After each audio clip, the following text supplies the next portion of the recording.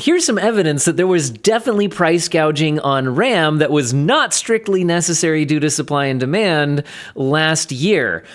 We've got a bunch of other stories like, hey, you could own nothing. More and more moves to lease gaming hardware, consoles and laptops.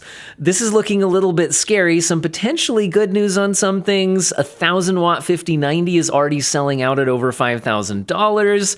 A bunch of other topics today. Actually, one of my favorites is that Steam is going to do something I've always wanted them to do. You can attach your PC specs to game reviews, not just typing it out yourself, but actually scanned. And also Steam can track, this is all opt-in, by the way, you don't have to, and it's currently in beta, but you can also have Steam monitor the performance of a game, the frame rate of a game as you're playing it on your hardware. I think these could be some really interesting data sets for Steam to publish. We got some other game-related news here, like Death Stranding 2 on PC, date confirmed. But I want to start here. There should be some timestamps in the down here if you need them, unless I run out of time, because I do have to get my kids to gymnastics pretty soon. So I'll do my best.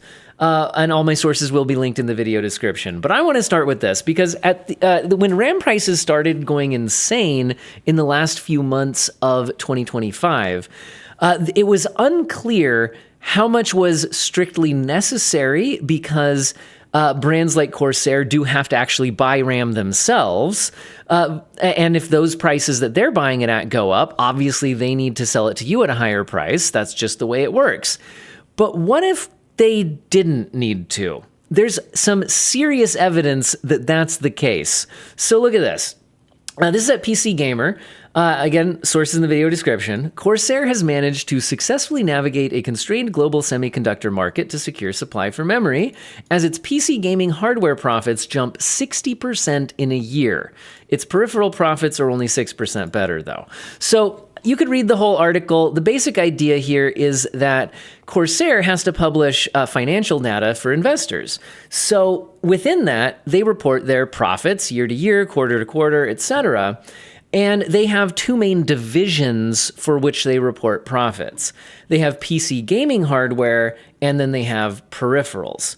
The peripheral profits went up 6%, okay, but the PC gaming hardware profits jumped 60%. Now, guess where their RAM goes? Yeah, their RAM goes in their PC gaming hardware.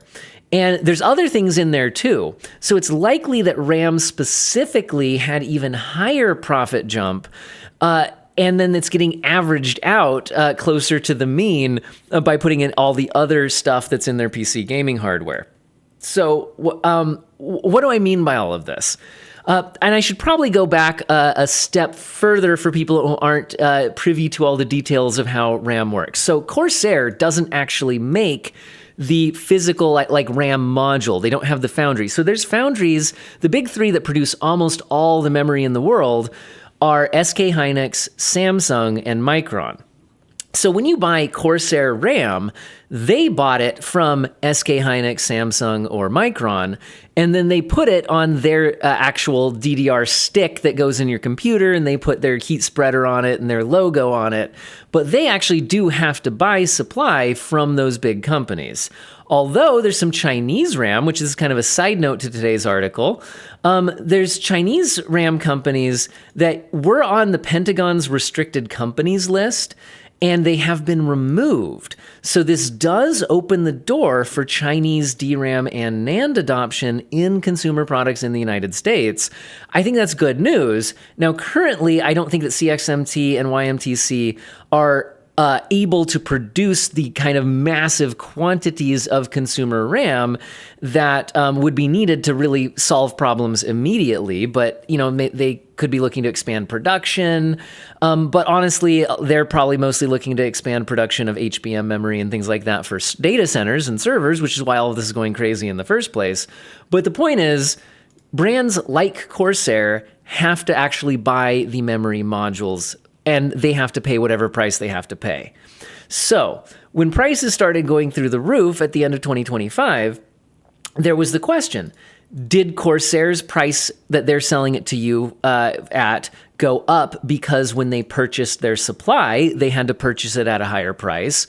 Or Did they already have a bunch of RAM that they had already purchased at a lower price before things went up, but when they saw prices going up, they chose to sell it at a much higher price anyway, even though they didn't strictly have to, causing the PC, do it yourself, buy your RAM, put it in your PC market, to go through the roof way higher and way faster than was actually strictly necessary and explained by what was happening at the actual RAM manufacturers.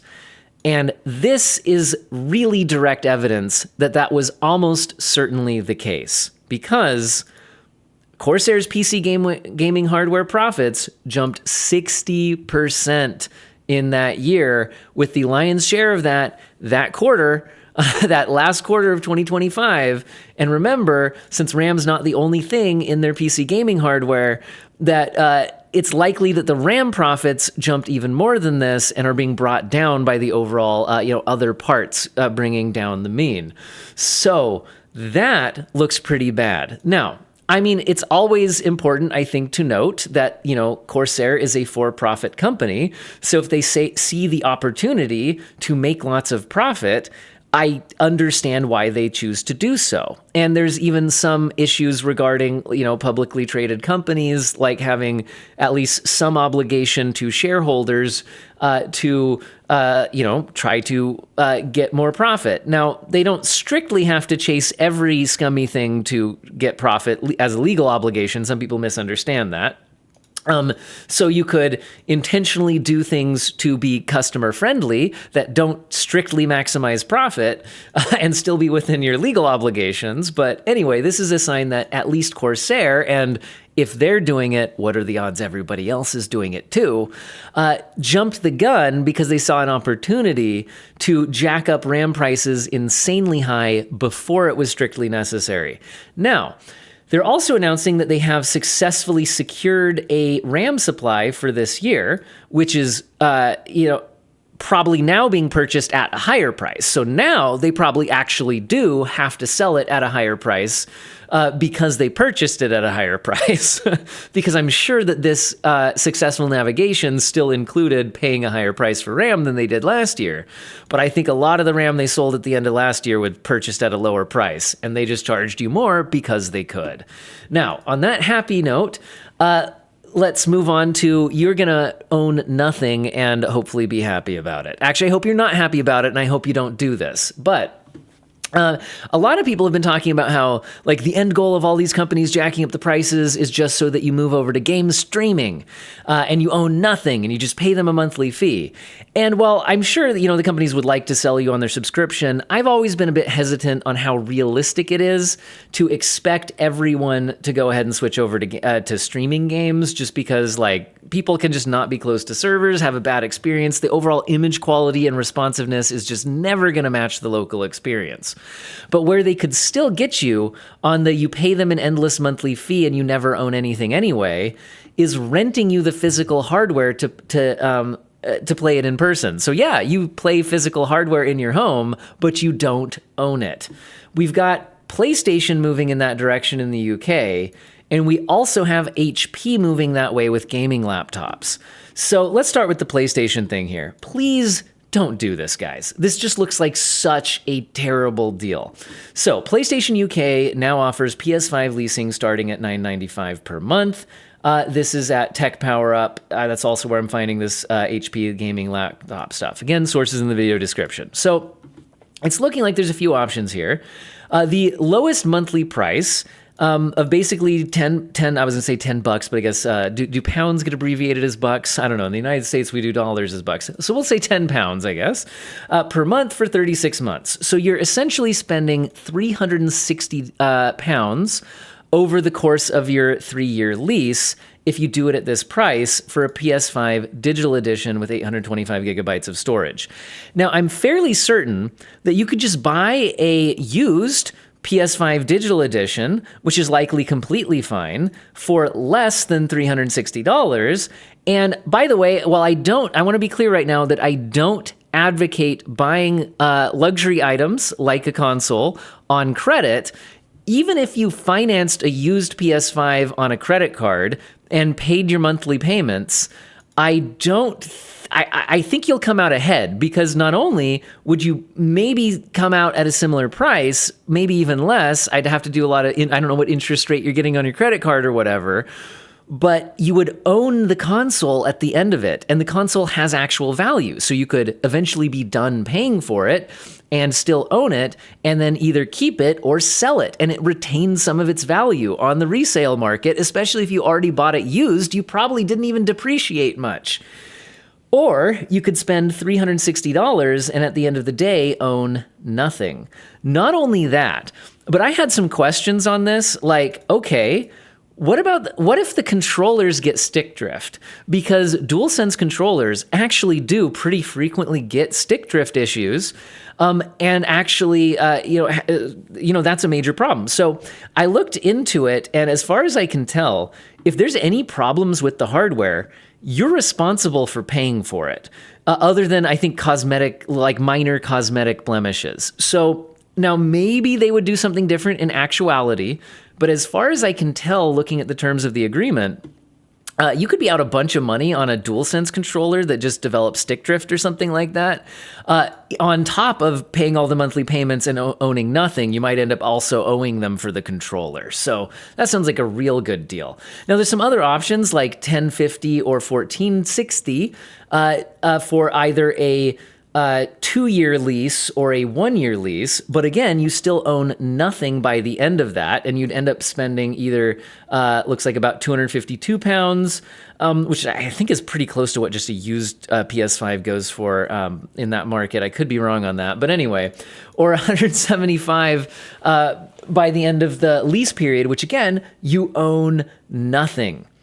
And so you return the console, upgrade the hardware and return, or continue paying the monthly fee for a while longer.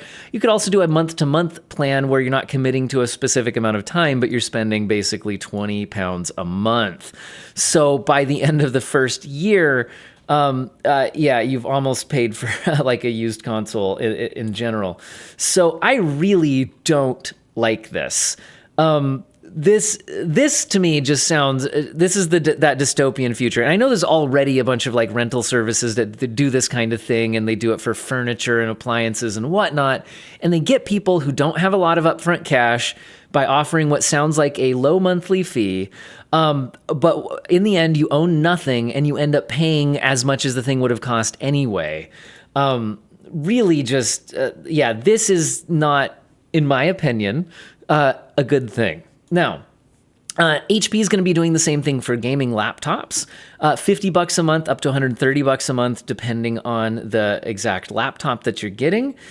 Looks like you could have cancellation fees up to $550 or $1,430 after 2 months of use with a device return.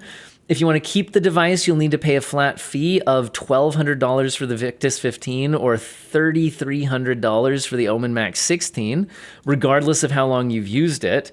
This looks pretty bad. This also seems a lot like they're calling out in the headline here, like NZXT was offering some pretty awful rental service deals on PCs and got a lot of flack for that. So just in the end, these things where you end up spending a bunch of money and own absolutely nothing at the end of it really don't strike me the right way as somebody who understands interest and math, and like this is not a good way to go. Another thing that I don't think is a good way to go is I was gonna show you that this just launched, the 5090 Lightning Z from MSI at $5,090. Ha ha ha! So funny, MSI.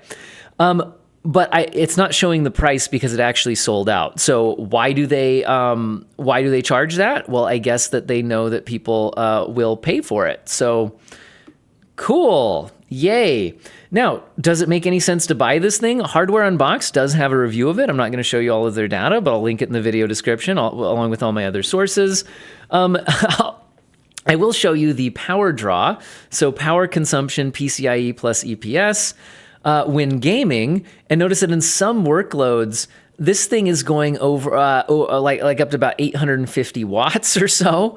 as opposed to like the Founders Edition, which is getting about 660 watts at the same time. So we're looking at almost 200 watts higher.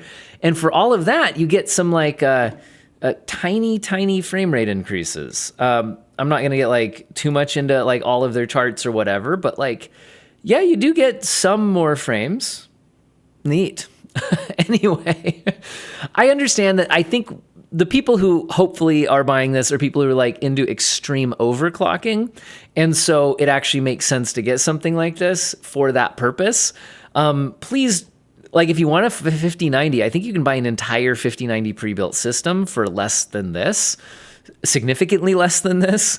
So I would recommend that instead if you're going to be buying a 5090, which I just don't think makes a lot of financial sense anyway, but whatever. Maybe it'll just catch on fire when you get it. Now, this isn't that specific model, although this is an MSI card.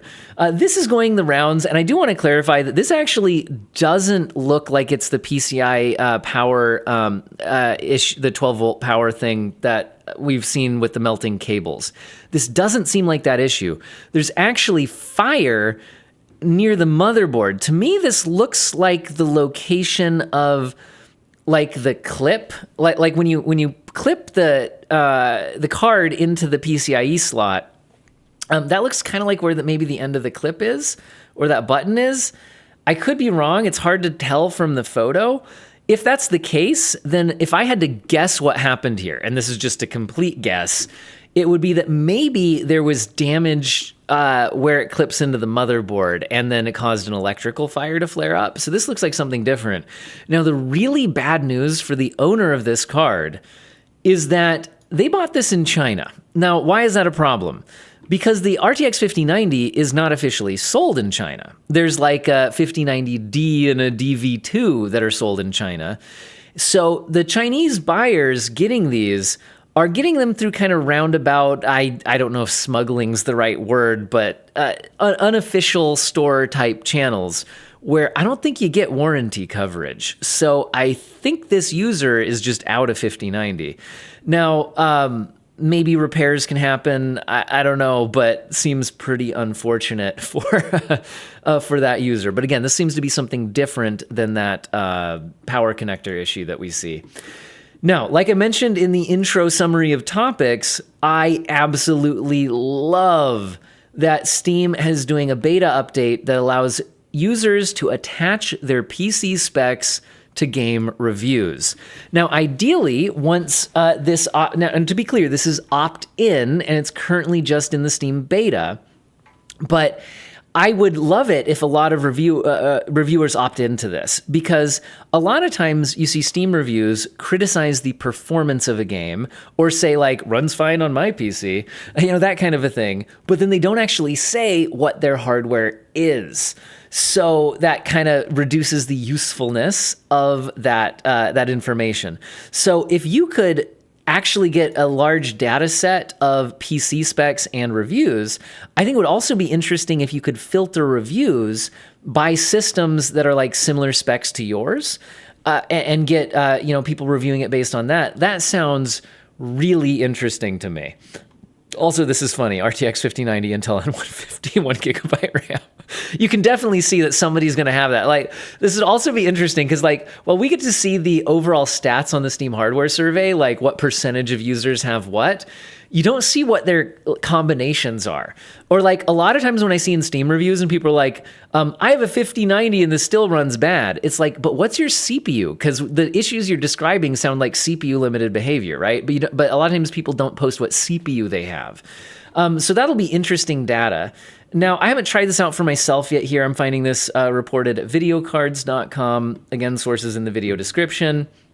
Now, one thing I'm noticing when they're showing what this looks like for that system information is that it doesn't show their monitor resolution. I think that would be a good addition to the data set, because if you're talking about performance, knowing what monitor resolution they had could be useful. Although now that I'm thinking about it, the fact that most people are using upscaling and might be using it at different settings kind of diminishes the importance of what the actual monitor resolution is compared to what you're running the game at. So maybe wouldn't be as helpful, but I still think maybe it would be nice to have it. Another thing that they're mentioning in the same beta client update is added the option to track the performance data. Again, it's an opt-in feature, and they do mention that at least initially, it's focused on SteamOS devices. But anonymized frame rate data would be really interesting. Again, they're focusing on SteamOS right now, but I think it'd be interesting on other devices too, if like they could then even add that into the reviews. So it's like you could get an idea of, the review, their hardware they were on, and their average frame rate. Now, I think that'll be of limited use in that, like, if you're sitting in a menu, maybe your frame rate's in the thousands, and then, like, when you're actually playing the game, it's like 50. So, it's not going to be a perfect data set, but I still think it'd be interesting. I also wonder if at some point that could then be published as part of, like, maybe the Steam hardware survey doesn't make sense for that, but could Steam on like a game store page give you some idea of the performance it got on different hardware or hardware similar to yours? That's probably something that they're looking for with the SteamOS devices. That's probably their primary thought on this, is they could actually get an idea of what frame rates a game is running at when people play it on a Steam Deck, for example, or once the Steam machine launches, what frame rates it's running games at. This could be useful information for Valve, and I like that it's opt-in. It's not required. But I could see this being extremely useful information. Also, they're saying that when you claim that a game is, that you dispute a game being Steam Deck verified, you can now give a reason.